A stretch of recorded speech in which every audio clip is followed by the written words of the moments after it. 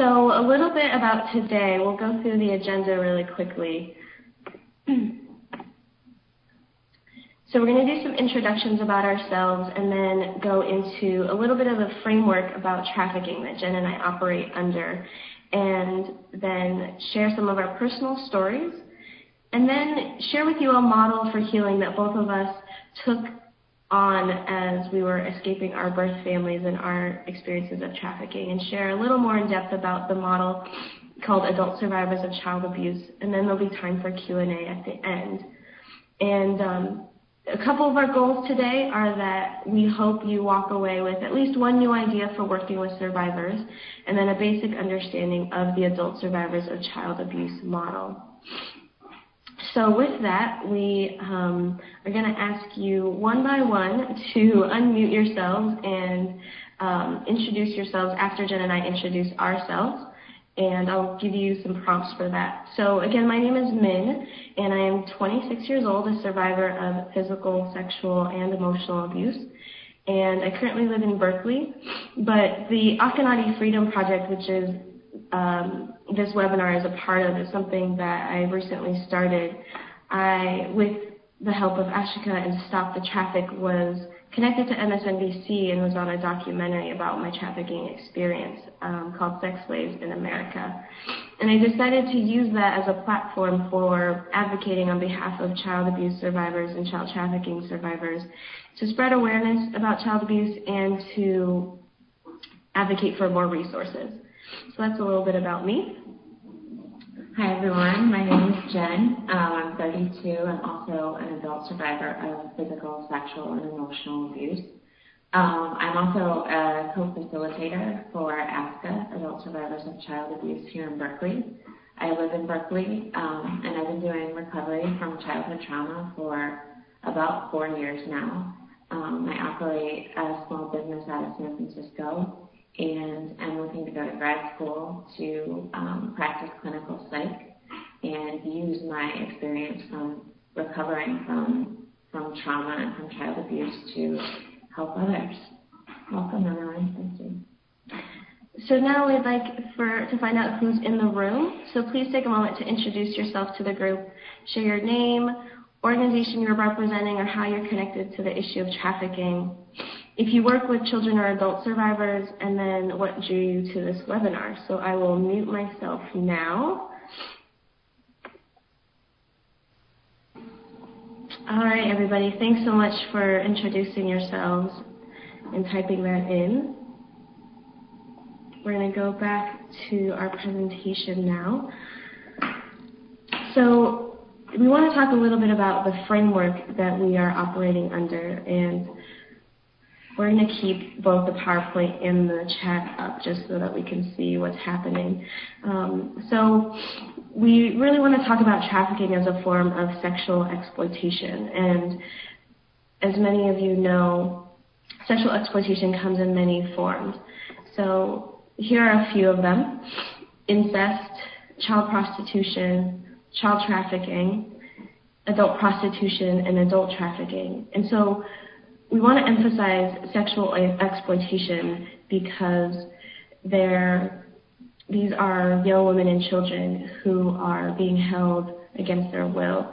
Now, around child trafficking, we've also separated it out into 2 categories: by non-relatives, so that's pimps who prey online, domestically and internationally, as many of you are probably aware of, as well as by relatives. So this is parents who sell their children directly to relatives and to non-relatives. So our focus today will be on child trafficking via relatives, mainly because that is the experience that Jen and I went through, as well as we think that this is an aspect of trafficking that goes unnoticed and unspoken about.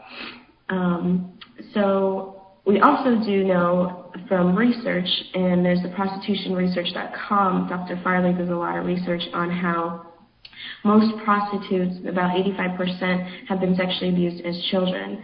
So all of these forms of exploitation are really interconnected, that children who are sexually abused are really vulnerable to being abused as adults or being abused as children and then staying in the trafficking industry and not being able to get out.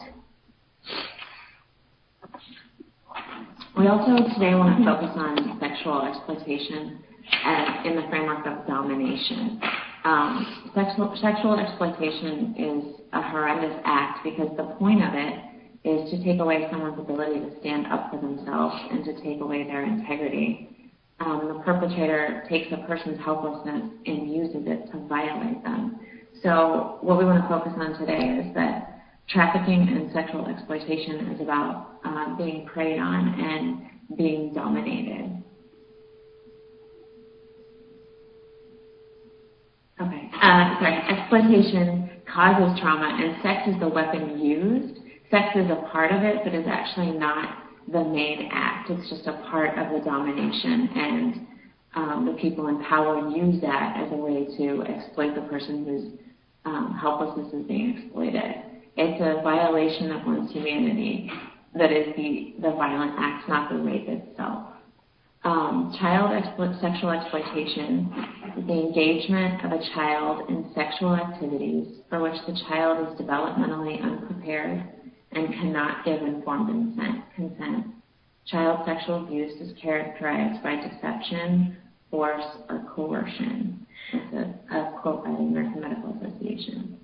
So as many of you have some experience working in this industry, these definitions and words might not be new to you. However, we want to emphasize, as Jen has already mentioned, the exploitation and violation. Oftentimes, the sex aspect of trafficking can be blown up in media, and that's what sells, right? That it's sexual exploitation. However, we want to focus on the fact that for a child, the exploitation is because of their helplessness and that they aren't emotionally and psychologically prepared to protect themselves or defend themselves.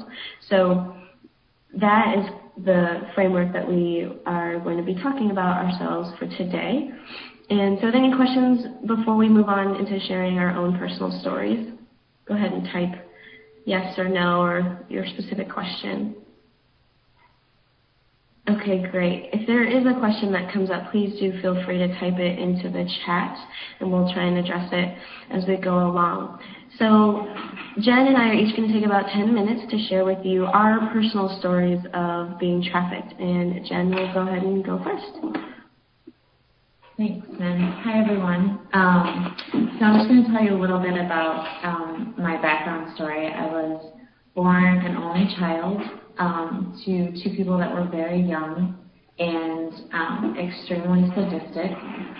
The story of my childhood resembles a horror movie that was extremely awful. My life was treated as an expendable commodity to use for their own pleasure. Like I said, I was an only child, and I had to engage some pretty severe strategies to survive. My mother and my father were extremely bent on keeping me quiet and keeping me isolated, which is a major focus of sadists, to keep their crimes hidden and also to keep the child tied to them and feeling needy and helpless as long as possible so that they can prey on the child for as long as they want to.